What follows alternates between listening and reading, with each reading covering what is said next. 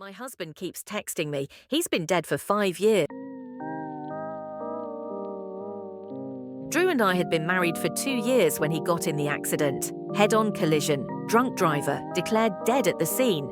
That was back in 2020. Grieving him through the pandemic, completely isolated, was the hardest thing I've ever had to do. But I worked through it with my parents, with his mum. I've even started dating again. But then the texts started.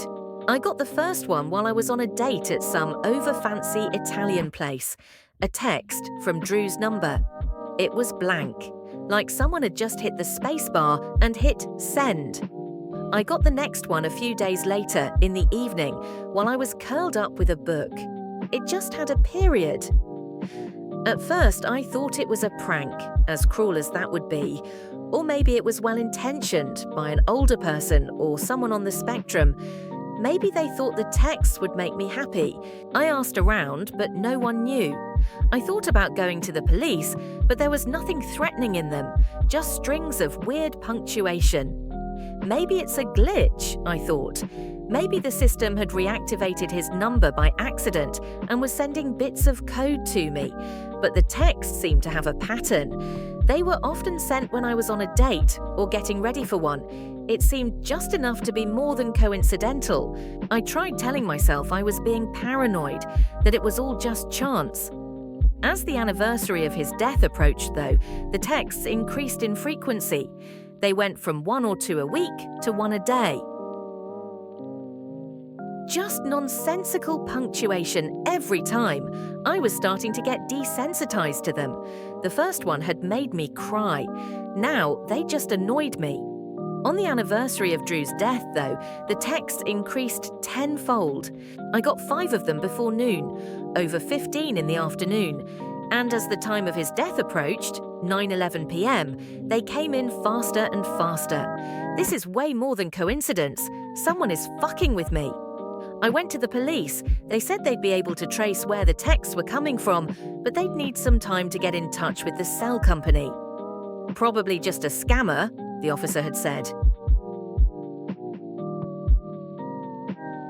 Even though I told him everything. There are tons of scams now, with how bad the economy is. But they're not trying to get anything out of me, I told them. And they're texting me way more today than any other day, on the day my husband died. I'm sorry for your loss, the officer had said in a detached tone. We'll get in touch with you when we know more, okay? So what else could I do? I went back home to start the tradition I did every year. At 7 o'clock, I put on his favourite movie, Stranger Than Fiction, and opened a bottle of wine. I patted the seat next to me, as if gesturing an invisible him to sit down. I liked to talk to him, pretend he was actually sitting there with me. Maggie Gyllenhaal is so cute, I told the empty spot. I'd totally date her if I wasn't married to you. And if, she wasn't a movie star. Will Ferrell is so young in this. He looks like a baby. Ha ha ha, he's so awkward. She totally hates him. My phone pinged. I frowned at it. I decided to call the police station again. They told me they didn't have any news. I looked at the empty spot. I miss you, I said, sucking in a deep breath. I miss you so much. I looked at the phone, waiting for it to ping, a small part of me wishing it would, like he'd heard me. What if the texts really are Drew? Somehow, I thought of that Twilight Zone episode, where the old woman keeps getting phone calls and then they find a downed telephone pole, the wires dangling over her husband's grave. Was this sort of the 2000s equivalent of that?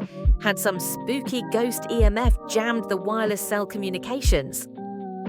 But the phone didn't ping. Of course it didn't. This wasn't his ghost trying to contact me.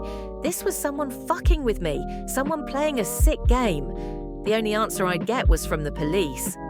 I got up and refilled my wine glass, but my hands were shaking as I poured. As I tried to set it back on the counter, I dropped it. Crash. The glass bottle shattered into 1,000 jagged pieces. Mellow wine-like blood pooled on the floor. Follow for part 2.